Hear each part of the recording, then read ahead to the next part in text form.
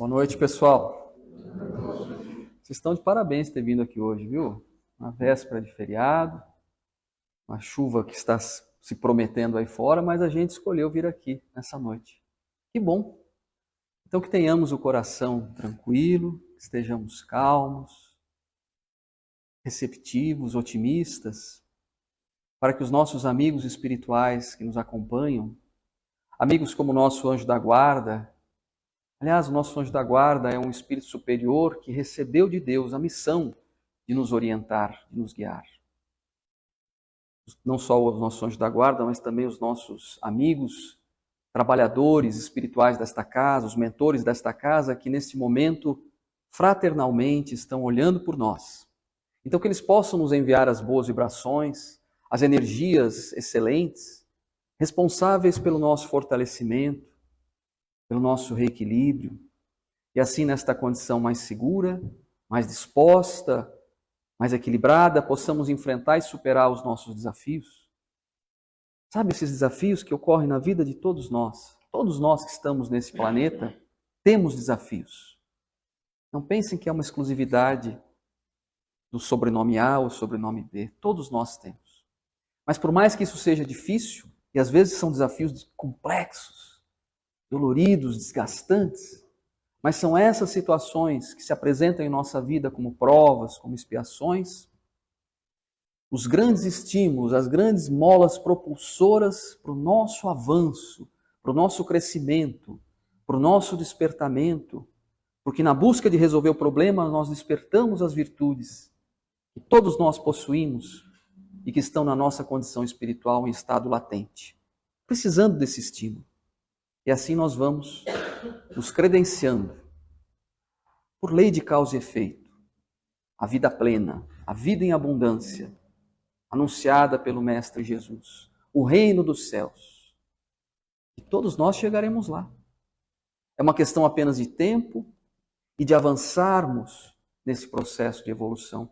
O Luiz passou para nós agora, leu uma mensagem, um poema maravilhoso que fala do progresso enquanto sociedade, nesse processo cíclico, mas o processo da sociedade se faz no processo de evolução individual. Somos nós, espíritos que estamos envolvidos aqui nesse planeta, que vamos evoluindo e aí vamos também contribuindo para que a sociedade cresça, evolua, como nós estamos vendo agora mesmo. E dizem os espíritos que nós chegaremos a esta condição de reino dos céus, que não é um lugar, né? Deixar bem claro isso também, o reino dos céus não é uma região, não é um jardim.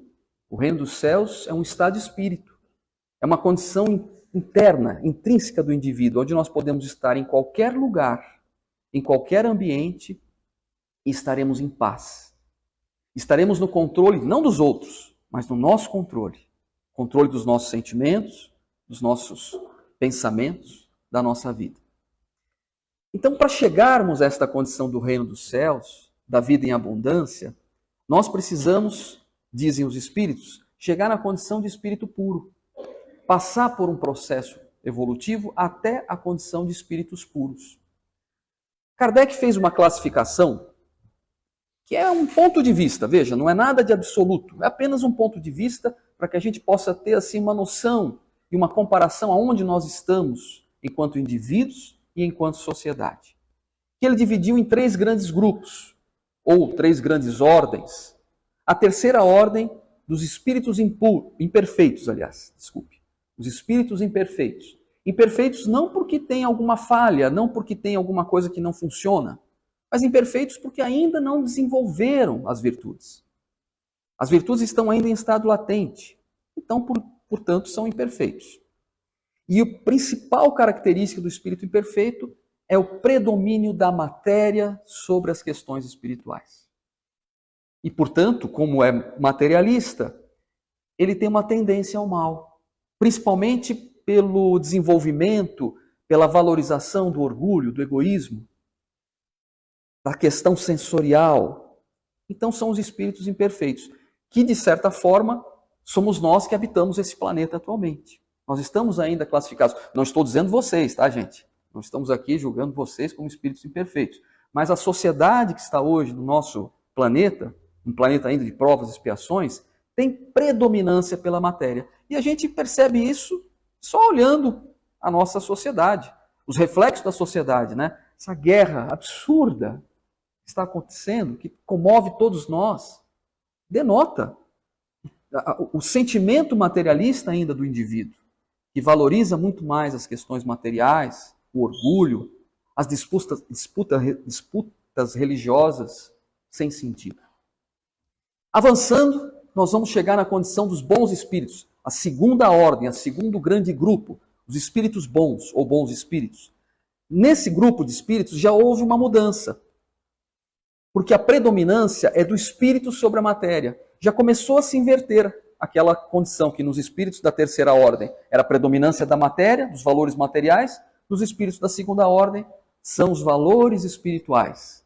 A matéria ainda é necessária, sem dúvida. É necessária uma convivência saudável com a matéria, porque nós vamos precisar da matéria até nos tornarmos espíritos puros. Mas já não é mais essa relação excessiva, essa relação egoísta com a matéria. São espíritos, são seres que já têm uma visão da vida mais ampla, já sabem de Deus, já sentem Deus. E, portanto, predominam o bem. Já têm uma vontade de fazer o bem pelo bem, por entenderem que este é o caminho correto. São os espíritos, portanto, da segunda ordem. E nesse processo de evolução vão chegar os espíritos da primeira ordem. Os espíritos da primeira ordem são os espíritos puros. E neles, a característica principal é que a matéria não exerce mais nenhuma influência. Absolutamente nenhuma influência. Quando se relacionam com a matéria, quando precisam se relacionar com a matéria, é por missão. Vêm a um planeta, encarnam por missão. Como Jesus veio há 2000 anos, um espírito puro, e nós não temos aqui a menor credencial para avaliar que tipo de pureza é Jesus, mas a gente pode mais ou menos ali imaginar, porque Jesus não é um espírito puro que ficou espírito puro agora.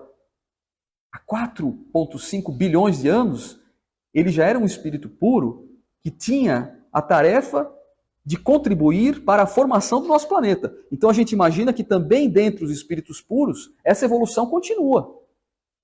Porque só que falar disso é pura especulação, a gente está tão longe disso ainda, né? Então não vamos nos aventurar a isso. Mas na condição de espírito puro, já tem uma ligação direta com Deus. É aquela condição do reino dos céus que a gente falava.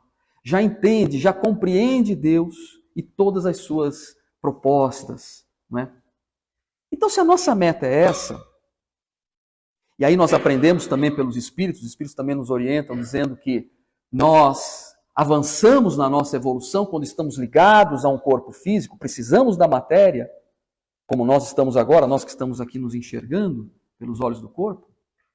Se analisarmos que uma encarnação, se é na matéria que você cresce, que você evolui, uma encarnação, imagine uma encarnação longa, 100 anos.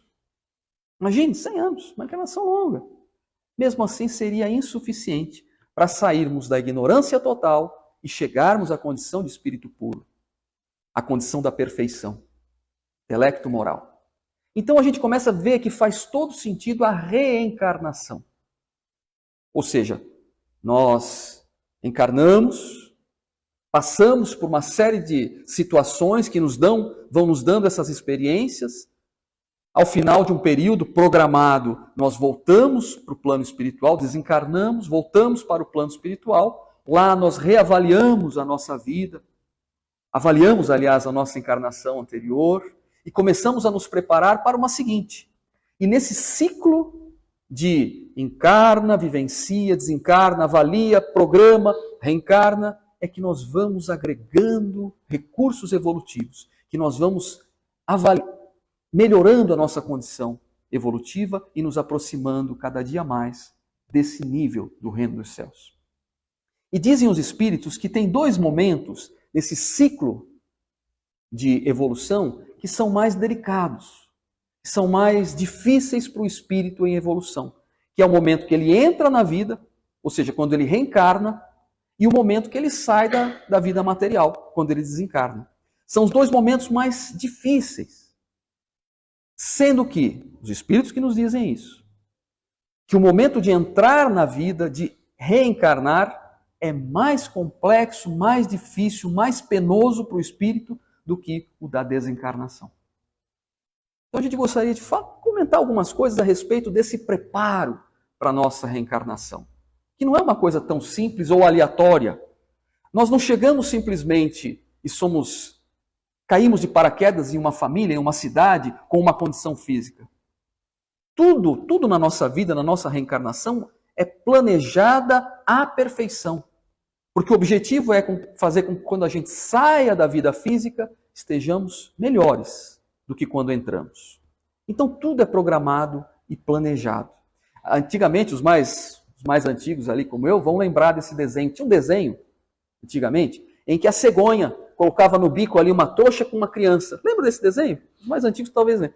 E aí, de repente, ela levava para algum lugar. E aí uma das cegonhas ali estava numa festinha, tomou umas e outras e pegou o nenê, que era para um gigante, e levou para uma família comum. E pegou o nenê, que era comum, e levou para um gigante.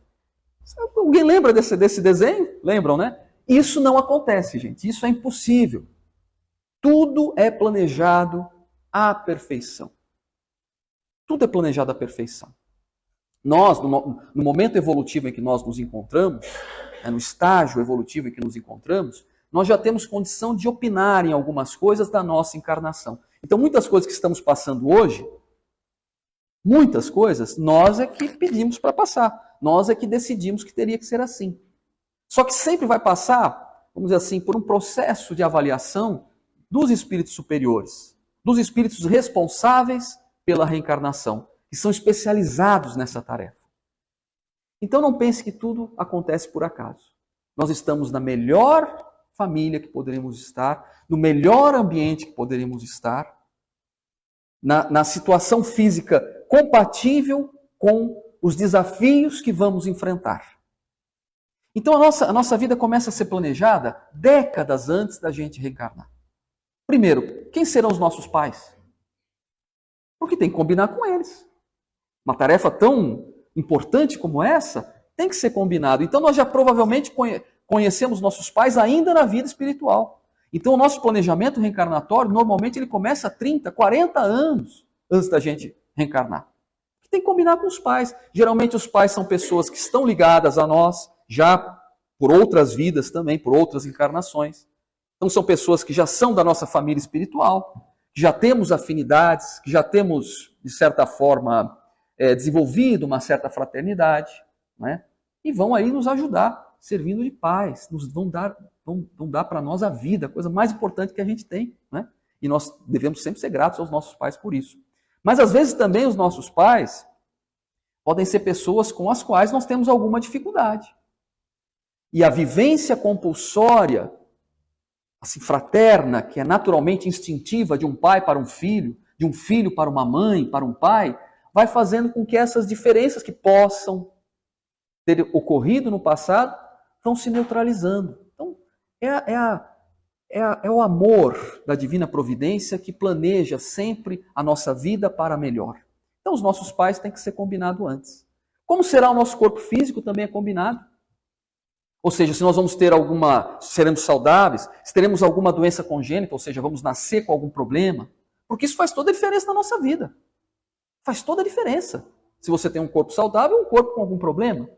Doenças que vamos desenvolver ao longo da nossa vida. Às vezes uma doença genética que não estava nem na nossa percepção. E de repente, com 30, 40 anos, desenvolvemos uma doença. Às vezes uma doença autoimune, uma doença degenerativa. Isso muda a nossa vida completamente. Então, isso também é planejado. Na grande maioria das vezes. Não todas as doenças, tá, gente? Porque muitas das doenças que nós temos hoje são fruto da nossa própria condição nesta encarnação. Ou seja, é a nossa maneira de viver que leva a algumas doenças que nós temos atualmente. Mas muitas foram planejadas no mundo espiritual. E nós, normalmente, pedimos para que isso acontecesse. Vamos dar um exemplo, né? Assim, não estamos dizendo que sempre é assim, que sempre é dessa forma, mas uma possibilidade. Uma pessoa, por exemplo, que tem problema com alcoolismo, que em encarnações passadas foi alcoólatra e decidiu que não quer mais ser alcoólatra. Só que existe toda uma inércia, um movimento nessa direção e um comprometimento nessa direção. Então ele pede para nessa encarnação, quando ele tiver lá os seus 20, 30 anos, ou um pouco antes, enfim, aparecer um problema hepático. Para que ele, então, tendo que ter naturalmente um cuidado, não vai poder tomar nada de bebida alcoólica, porque senão vai ficar doente, vai ter uma cirrose, ele tem, então, a superação desse vício, dessa tendência moral, desse vício que tanto faz mal para ele. Então, às vezes as doenças vêm na nossa vida porque nós precisamos. Não é uma punição. Não é algo que nós estamos recebendo de castigo de Deus. Né? Mais uma vez a gente lembra, né, reforçamos que nem sempre todas as doenças são programadas. Às vezes a nossa doença atual é pela nossa própria imprudência, é pela nossa própria atitude, pela nossa própria vivência nessa encarnação. Capítulo 5 do Livro dos Espíritos, né, causas anteriores das aflições e causas atuais das nossas aflições. Muitas das causas das nossas aflições são atuais. Nós devemos sempre rever, então, a nossa conduta de vida. Se nós seremos pessoas belas, por exemplo, ou não seremos privilegiados com a beleza, porque isso faz toda a diferença. Uma pessoa que é muito bela, ela exerce nos outros um magnetismo. É natural isso. As pessoas ficam, né, magnetizadas por uma pessoa que é bela. Só que isso, às vezes, é perigoso, porque pode desenvolver nessa pessoa o orgulho, pode desenvolver nessa pessoa uma certa soberba. Tem uma historinha muito rapidinho, né? Que era uma mulher muito bela, mas muito bela. E ela então foi criada assim, como se fosse uma princesa. E ela então começava a se relacionar com as pessoas se achando que era melhor que as outras. Então ela humilhava as mulheres que não eram tão belas como ela. Se achava melhor mesmo. Exercia ali um magnetismo nos homens e às vezes destruía casamentos. E fazia isso achando que estava tudo certo, que ela era diferente. Desencarnou, como todos nós vamos desencarnar, e lá no mundo espiritual, quando estava avaliando a sua reencarnação, ela se deu conta de que ela fez tudo errado. Ela se deu conta que ela não é melhor do que ninguém. E a sua consciência lhe indicou que ela precisava corrigir isso, ela precisava desenvolver a humildade. Então ela pediu para que na próxima encarnação ela tivesse algum problema físico, significativo, importante, para que ela ficasse do outro lado e assim desenvolvesse a sua humildade. E foi o que aconteceu. Ela veio com uma aparência que chamava atenção assim pela dificuldade assim dela, e nisso ela conseguiu superar essa situação que ela tinha criado por ser muito bela no passado. Nós estamos falando com vocês baseados no livro Missionários da Luz, um livro da série André Luiz, não é? E que nós estamos, inclusive, no nosso estudo, né, Paulo, que nós temos na terça-feira. Aliás, fica o convite para quem quiser participar. É um estudo muito democrático, um estudo online que nós fazemos do Livro dos Espíritos. E nós estamos justamente conversando sobre isso, estudando sobre isso, né, a volta do espírito à matéria. E aí nós temos muitos exemplos do capítulo 13 do livro Missionários da Luz. E nesse capítulo, que fala da reencarnação de um personagem chamado Segismundo, eu não conheço ninguém com esse nome, só conheço lá no livro, né? Nome bastante peculiar. Eles dizem o seguinte, que aquelas pessoas que conseguem executar mais de 70% das suas programações reencarnatórias. Então veja, nós temos uma programação reencarnatória. Aqueles que conseguem executar 70% ou mais ganham um prêmio.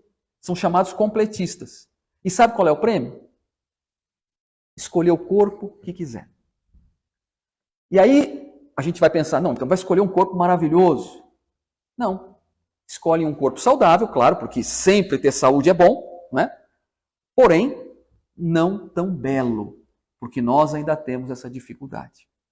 Mas tudo isso é planejado. Voltando então ao nosso planejamento reencarnatório. O lugar que vamos nascer também é importante. O lugar que vamos viver é mais importante ainda, né? Porque vocês vão concordar comigo. Nós moramos aqui no Planalto Norte Catarinense. São Bento do Sul, Rio Negrinho, né? É um lugar maravilhoso. É um lugar abençoado. Tem muitas dificuldades, sem dúvida. Não estamos aqui também dizendo que é perfeito. Não, tem muita coisa que nós precisamos fazer enquanto sociedade aqui dessa região. Mas é maravilhoso. Imagine se nós morássemos, habitássemos, por exemplo, essa região lá do Oriente Médio, agora que está em guerra. Nossa vida era completamente diferente. Está sempre em guerra aquela região. Se não é para cá, é um pouco para cima, um pouco para o lado. Ia ser diferente a nossa vida. Ou não precisamos ir muito longe. Se morássemos aqui mesmo no Brasil, numa periferia de São Paulo, do Rio de Janeiro, onde prevalece o crime, a criminalidade, a droga, a nossa vida seria diferente. Então nós escolhemos também, planejamos o lugar que vamos viver. Sempre lembrando que o objetivo é a gente sair melhor de quando a gente entrou. Não é? Outra coisa que acontece também nesse planejamento, as pessoas que vamos encontrar ao longo da nossa vida. Sabe, aquelas pessoas que nós encontramos, que são verdadeiros anjos da guarda na nossa vida. São pessoas que nos colocam para cima, que nos ajudam. Isso também é planejado. Às vezes um amigo, às vezes um cônjuge, que aparece na nossa vida em determinado momento, que é o nosso anjo da guarda. Não é? Mas também aquelas pessoas que vão nos desafiar. Todos nós temos essas pessoas na nossa vida. Pessoas difíceis, às vezes no trabalho, às vezes um vizinho, às vezes dentro de casa. Mas isso também é programado para que a gente possa, de qualquer forma, exercer a fraternidade. O objetivo sempre é esse. As pessoas difíceis na nossa vida nos ensinam a desenvolver virtudes. Então isso também é planejado, não é? Entre outras coisas. Então está tudo combinadinho. Aí o que acontece? Está planejado? Está ok? Vamos reencarnar então? O espírito então que vai reencarnar começa a se aproximar da família. Então é muito comum o espírito que vai reencarnar começar a habitar ali a família, a casa dos seus pais. Então por quê? Porque ele precisa começar a se familiarizar com aquelas energias, começa a se afinizar ali com aquele ambiente. Então o casal, normalmente, a família que está ali, antes de vir o filho, também começa a perceber algumas coisas diferentes. É a presença em condição espiritual daquele membro que será daqui a pouco um membro ativo da família. Então ele começa a participar ali da vibração da casa. Eu tenho um exemplo que aconteceu na minha vida muito interessante. Isso já faz mais de 35 anos. Eu frequentava um centro espírita, uma cidade que eu morava, e aí eu participava das reuniões, como nós aqui, né? Tinha reuniões doutrinárias, né? De palestra, depois passes, né? E eu sempre ia com um casal de amigos e mais um amigo. Um casal um pouco mais velho que eu tinha meus 18 anos, 19, e um casal de amigos que já era um pouco mais velho, devia ter seus 22, 23 anos. E fazia 4 anos que eles estavam namorando, esse casal de amigos. E aí como é que funcionava? Tinha palestra, como aqui está tendo agora, é um centro um pouquinho maior que esse, então umas 100 pessoas normalmente na palestra. Depois os passes, que também eram dados no salão, como aqui. Acabava essa atividade por volta de perto das 9 horas, a maioria das pessoas ia embora. E ficava umas 30 pessoas, uns 30% ficavam, 30, às vezes 40 pessoas aqui no salão, porque já sabiam o que ia acontecer depois. Depois que as pessoas iam embora, por volta de umas 9h15, um senhor, que era uma das pessoas mais antigas do centro, seu Manuel, lembro dele até hoje, já uma pessoa de mais idade na época, aproximadamente uns 70 anos, mas uma pessoa maravilhosa, ele começava como se fosse uma nova palestra. Começava a falar, né, um tema doutrinário, mas ele falava no máximo por uns 10 minutos. Ele tinha um microfoninho, que nem esse aqui assim, né, era gravada a sua fala, ele desligava o microfone, desligava o aparelho gravador também, e aí ele saía. Não era um púlpito como esse, era uma mesa que tinha na frente, grande assim, e ele saía da mesa, assim, do lado da mesa, e começava a se dirigir no salão.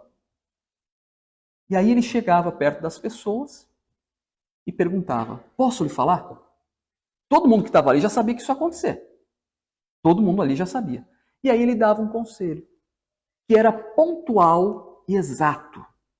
Nada constrangedor. Ele não falava coisas que as outras pessoas iam ficar sabendo da vida assim muito, muito íntima das pessoas ali. Mas ele falava assim pontualmente, né? E eu sempre ficava ali de curioso, mas eu tinha medo, eu não queria que ele falasse nada para mim, né? Vai que ele falava alguma coisa ali. E aí eu pensei comigo, né?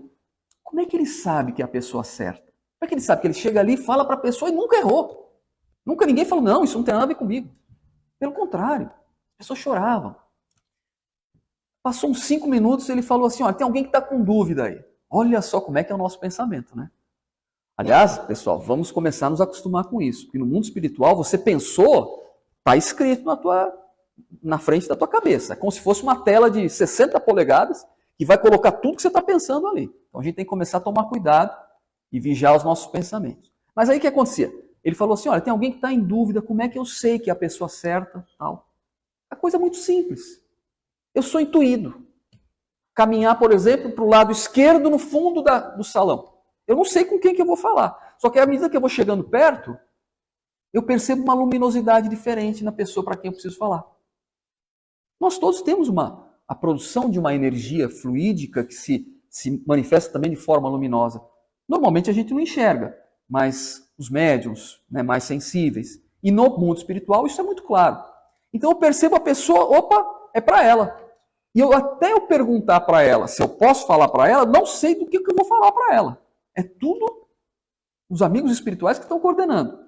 E se a pessoa fala posso, e a maioria das pessoas, ou a totalidade falava pode, aí vem o que eu vou falar.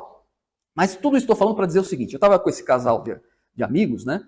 Que fazia uns 4 anos que estava namorando, e aí ele chegou perto, né? Eu já fiquei meio assustado, porque ele falou, não sei se era comigo, mas ele chegou para esse casal e falou assim, posso falar com vocês? Claro, pode. Chegou para a moça e falou assim, sabe aquele zumbido que você tem no ouvido? Já faz uns 2, 3 meses aí que você está percebendo? Ah, é verdade, de vez em quando me dá um zumbido quando eu estou em casa. Então, esse é o seu segundo filho que já está na tua casa, que precisa reencarnar. Então, se vocês pensam em casar, casem logo. Porque já tem 2 ali que estão esperando, que já estão ali na intimidade do lar de vocês, tá? Então, eu estou querendo colocar isso para vocês pelo seguinte. Quando a gente vai voltar, a gente já começa a participar da vida da família. E aí, no dia certo, no momento certo, o espírito se liga àquele corpo que está começando a ser formado. Ocorre a concepção, né? O espermatozoide fecunda o óvulo, horas depois, o espírito já começa uma ligação fluídica com aquele corpo. E ele vai começar a interferir na formação daquele novo corpo. E isso vai aumentando ao longo dos meses, à medida que o nenê vai crescendo na barriga da mãe, essa ligação do espírito com aquele corpo vai crescendo, que no momento que ele nasce, que dá aquele berro, essa ligação não se completa, mas ela se firma nesse momento. E aí, nós sabemos que nos próximos 7 anos, essa conexão, essa ligação vai se intensificar. Porque a reencarnação, ela se completa só aos 7 anos. Por isso que dizem os espíritos, aliás, isso nós estudamos ontem na pergunta 339, porque na pergunta 339 do Livro dos Espíritos, o Kardec pergunta mais ou menos o seguinte, se eu não me engano. Ocorre também uma perturbação, como na desencarnação, para o espírito que está reencarnando? E os espíritos respondem, mais do que na desencarnação. Ou seja, é uma perturbação maior ainda na reencarnação do que na desencarnação. E aí eles dão um exemplo. Na reencarnação, é como se o espírito estivesse voltando para a prisão. Na desencarnação, é como se ele estivesse sendo libertado da prisão. Olha só que comparação, gente. Nós estamos encarnados como se estivéssemos numa prisão. Então, que a gente possa ter essa visão do mundo espiritual, uma visão mais plena, mais ampla, porque a nossa verdadeira pátria é no mundo espiritual. Mas, enfim, voltando à reencarnação. Então, ele volta, ele começa, então, nesse primeiro período da vida, ele tem um aporte de fluido vital, que é como se fosse um combustível para que ele possa dar conta dos seus compromissos, dos compromissos planejados e assumidos no mundo espiritual.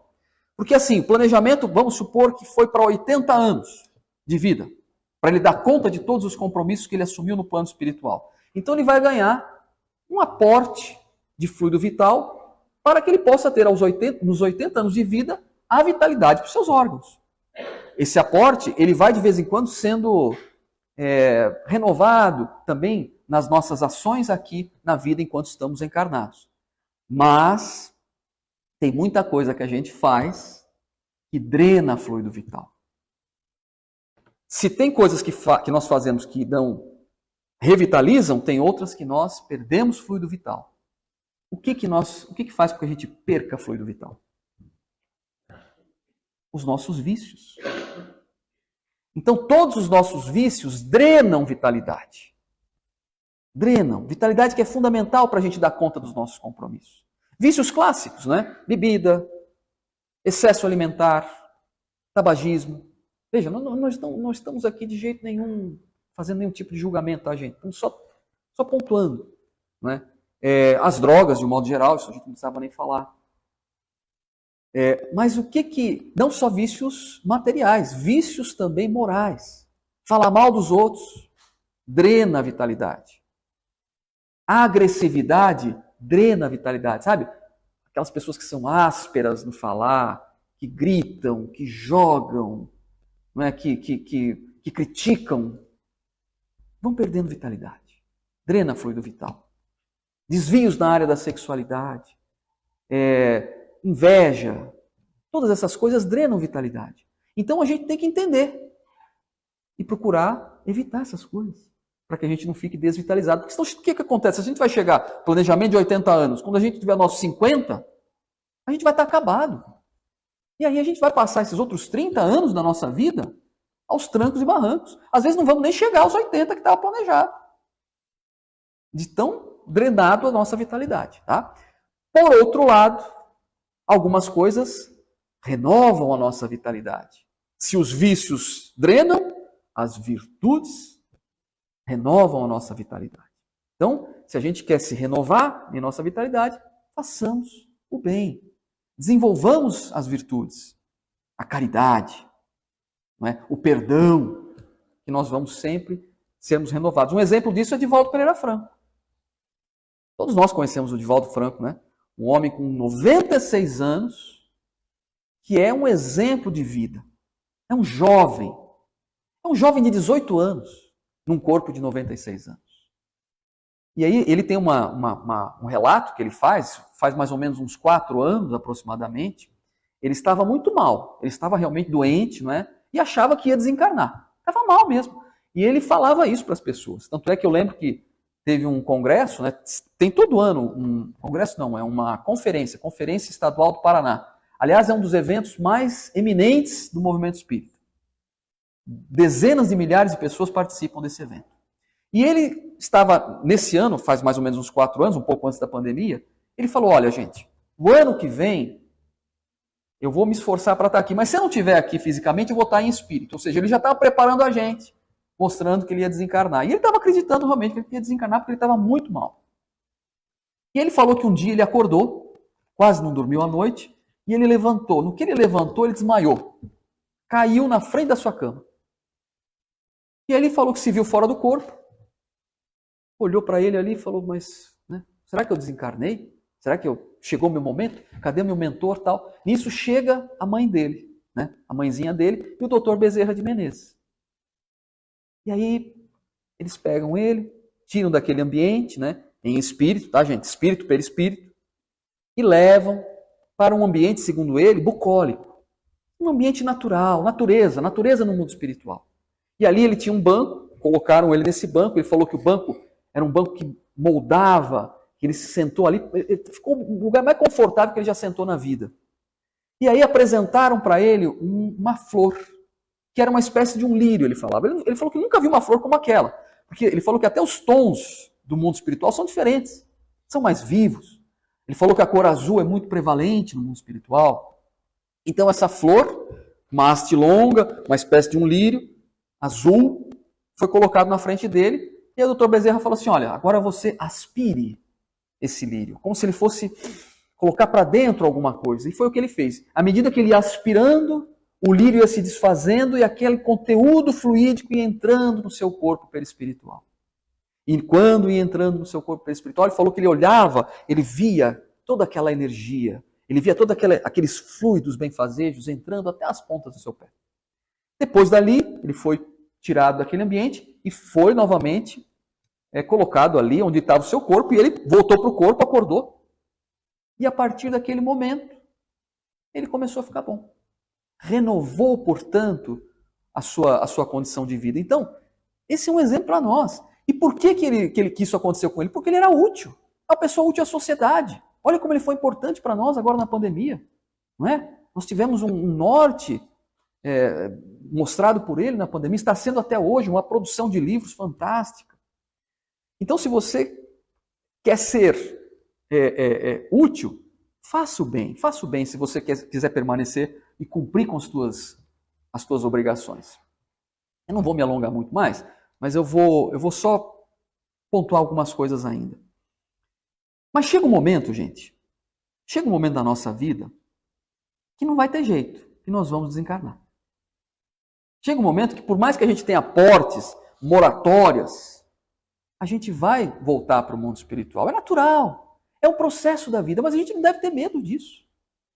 Não deve ter medo porque é um processo natural. Portanto, quando o corpo, esse complexo de células, de tecidos, de órgãos, de sistemas, todos interligados, não oferece mais condições para a vida como um todo, o espírito se desliga. O complexo espírito-perispírito se desliga do corpo material. O corpo segue o seu caminho natural, né? Como dizia Lavoisier, se transforma.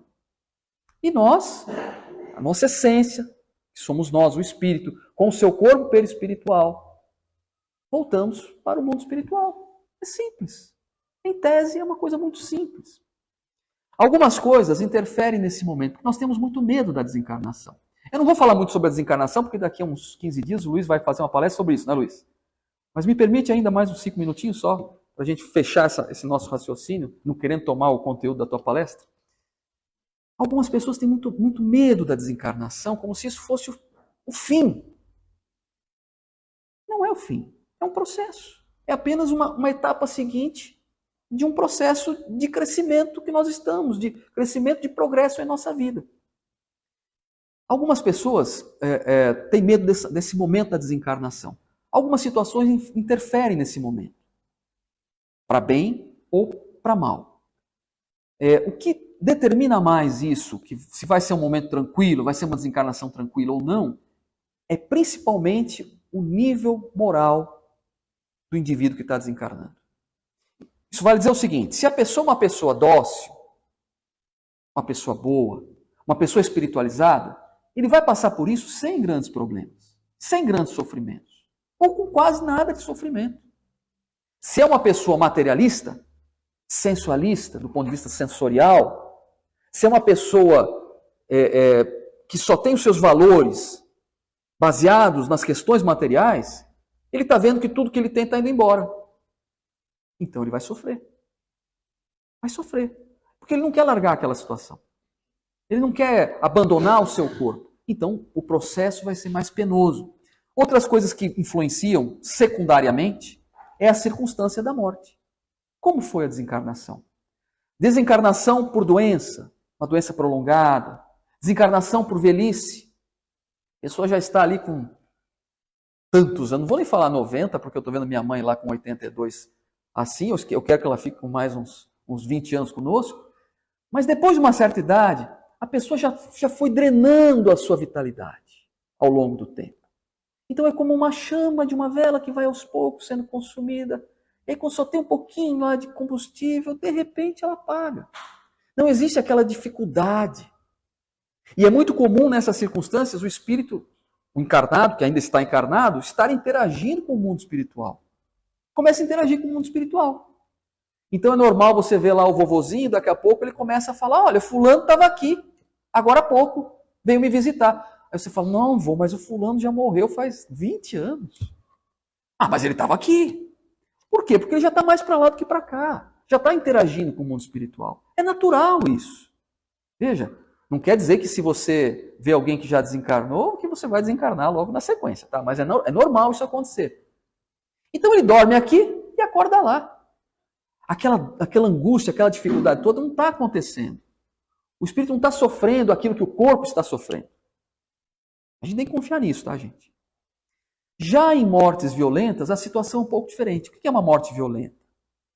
São mortes causadas, por exemplo, por acidente, mortes causadas por suicídio, mortes causadas por assassinato.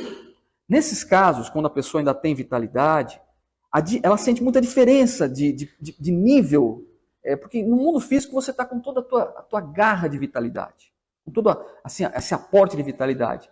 De repente você está no mundo espiritual, você perdeu tudo isso, então isso fica um pouco mais difícil. Mas existem os agravantes e os atenuantes.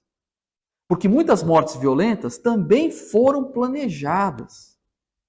Algumas não são planejadas. Suicídio, por exemplo, nunca é planejado. Suicídio nunca é planejado, gente. A gente tem que ter isso dentro de nós muito claramente. Tá? Então, vai ter uma dificuldade quando o espírito chega no mundo espiritual. Porém, existem os atenuantes. Existem casos, relatos de suicidas que estavam se jogando do penhasco, da ponte, enfim.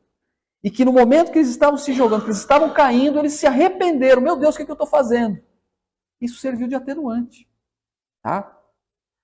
Mas uma pessoa, por exemplo, que é imprudente, uma pessoa que vive no trânsito por anos vivendo de forma imprudente, e aí sofre um acidente e desencarna, vai ter dificuldade. Porque teve salvaguardas. Por anos, o seu anjo da guarda tentou tirar dela esse ímpeto agressivo, violento, mas não conseguiu. Sabe? Aí vai sofrer.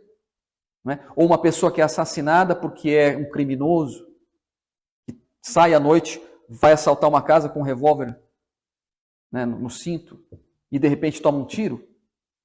Ele pediu isso, né? E nem sempre isso acontece da primeira vez. Mas tem casos de morte violenta que foram planejados. Eu vou dar, só para encerrar, para a gente não alongar muito, vou dar um exemplo, porque acho que o exemplo às vezes a gente entende melhor. Teve um acidente, o casal estava com um filho, 2 filhos atrás no carro, e o casal, né, na frente, e sofreu um acidente. O casal na frente se salvou, as 2 crianças desencarnaram. E desencarnaram, o carro pegou fogo, foi uma desencarnação bastante assim, impactante para esses pais, desses 2 filhos. E eles estavam desesperados, imagina a situação, não é? Desespero total. Eles se salvaram e os filhos deles, crianças, desencarnaram. E eles foram lá no Chico Xavier. Chegando lá, Chico foi atendê-los, né, e falou assim, não, podem ficar tranquilos. As suas crianças estão aqui comigo, não sofreram nada. Estou vendo elas aqui. Eles estavam dormindo, não perceberam nada. No momento em que aconteceu a violência, eles foram desligados. E não sofreram nenhum impacto dessa violência. Eu não sei como os espíritos fazem isso, tá, gente? É um processo muito delicado esse, mas eles têm recursos para isso. Desligaram, tiraram eles. E sabe de uma coisa? Estava na programação deles. Eles vieram nessa encarnação, os dois filhos, para servir de prova para vocês. Se comprometeram em servir de prova para vocês. Porque vocês precisam passar por isso, por outros motivos. Então eles não sofreram absolutamente nada. Eram espíritos superiores que vieram para passar ali 5, 6, 7 anos e voltaram sem sofrer nada. Então, a gente tem que ter essa confiança na vida quando acontece alguma coisa nesse sentido. Tá? Porque acontece, né, gente? Então, para a gente finalizar, para a gente refletir a nossa encarnação, esse ciclo de evolução, de reencarna, desencarna, volta, analisa, programa, eu queria só contar uma historinha rapidinho. Porque a gente tem que analisar a nossa vida a todo momento. O que nós estamos fazendo dessa oportunidade que nós estamos tendo agora? Será que nós estamos usando bem essa nossa oportunidade? Então existia um grupo de espíritos que estava caminhando no mundo espiritual numa condição muito penosa. Imagino que estavam no umbral, sabe, num ambiente bastante denso, respiração difícil. Esses espíritos, em número de 15 aproximadamente ali, caminhavam juntos, estavam numa condição muito ruim, chagas vivas, desesperados, uma condição num lugar muito penoso. E eles tinham um sentimento em comum, que era a revolta com Deus. Eram revoltados com a vida, com Deus. E estavam ali expressando a sua revolta e magneticamente unidos com esse mesmo pensamento. Mas aí chegou um momento que eles não aguentaram e caíram. Caíram, sem forças, em total desespero. E aí, paradoxalmente, né, a gente vê que nessas horas, total desespero, eles começaram a orar.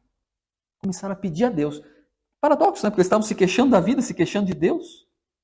E de repente, instintivamente, porque isso está dentro de nós, está dentro da nossa condição interior, esse instinto de se reportar ao Pai.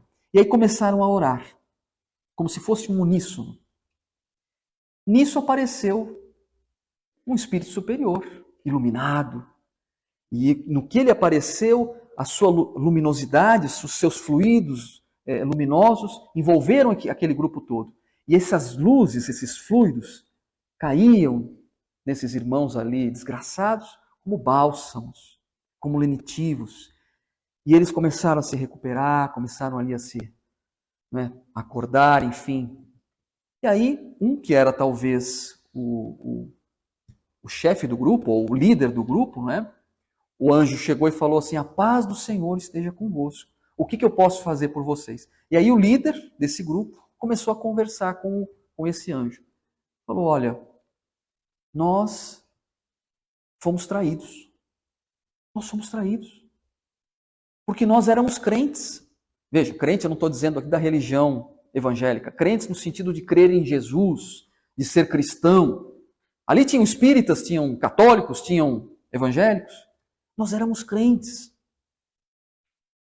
E quando nós retornamos ao mundo espiritual, não encontramos o reino dos céus. Jesus não veio nos receber. Então teve algum erro. Aí a gente já começa a analisar, Normalmente os espíritos que se vitimizam são espíritos ainda imaturos. Quando uma pessoa começa a se vitimizar muito, é aquela pessoa imatura. E esses espíritos então falavam assim. Aí o anjo falou assim: olha, veja, não existem erros na providência divina. Vamos tentar entender o que está acontecendo, então. Vocês eram cristãos? Sim, éramos cristãos. Eu ia no centro espírita toda quarta-feira, tomava passe. O outro lá falou: não, eu ia na missa todo domingo. Eu ia no culto 2 vezes por semana. Ah, tá bom. Vocês amavam a Deus de todo o seu sentimento, de toda a sua alma, de toda a sua força, de todo o seu espírito? Ah, eu ia na igreja, eu ia no centro. Mas eu não entendo direito o que é Deus. Tá bom, tudo bem. E o próximo? Você amava o próximo como a si mesmo? Aí um lá falou: olha, eu não matava, eu não roubava, eu não fazia mal. Acho que isso é amar, não é? Não sei, amar não, Mas tá bom, tá bom. Você então amava seu inimigo? Mas como que eu vou amar o meu inimigo? É meu inimigo, me prejudicou, me machucou. Como é que eu posso amar alguém que me machuca? Tá bom, você pelo menos orava pelo teu inimigo? Como é que eu vou orar por ele? Eu não consigo. Vou pedir a Deus que cuide dele? Não é certo, não é justo isso. O anjo já estava encerrando ali os seus itens, de questionamento. Tá bom, mas pelo menos perdoar 70 vezes, 7 vezes você perdoava. Ah, tem coisa que não dá para perdoar, Tem coisa que não dá para perdoar, gente. Não tem perdão. Tá bom, então tá bom. Tudo bem. Ah, já estou entendendo. Você conseguiu se desvencilhar da vaidade, do orgulho? Você conseguiu desenvolver a tolerância? Aliás, isso é tão importante nos dias atuais, gente? A tolerância. Respeitar o próximo, as diferenças. Tolerância dentro de casa, tolerância do trabalho, tolerância no nosso grupo social. Vocês então desenvolveram a tolerância? Desenvolveram a humildade? Bom, aí eles já estavam de cabeça baixa, porque eles estavam vendo que tudo que o anjo perguntava, eles não estavam fazendo. Aí o anjo falou assim: olha, nós somos o reflexo daquilo que vivemos. Não, mais uma vez, não existem erros na divina providência. O aluno que repete de ano, que tira uma nota baixa, vai ter que fazer de novo. Não tem jeito. Não tem outro caminho. Vamos agora programar uma nova oportunidade reencarnatória para quem sabe aí vocês consigam, de fato, vivenciar a proposta de Jesus. Porque uma coisa, gente, estou falando isso, uma historinha, para a gente tentar colocar isso na nossa vida. Uma coisa a gente está na doutrina espírita. É diferente da doutrina espírita estar em nós. Porque tem que refletir em ações, em atitudes. E não importa se a gente levou a nossa vida até aqui de uma forma. O importante é o que a gente vai levar daqui para frente. Sempre é momento da gente mudar. Como dizia Emmanuel e Chico Xavier, pela psicografia de Chico Xavier, ninguém pode voltar atrás e fazer um novo começo. Mas nós podemos, a partir desse momento, estabelecer um novo fim. Eu agradeço, então, a atenção de vocês, a disponibilidade de estar aqui hoje, numa véspera de feriado, Desejo a vocês um excelente feriado, um excelente final de semana e agradeço realmente a atenção de todos. Muito obrigado.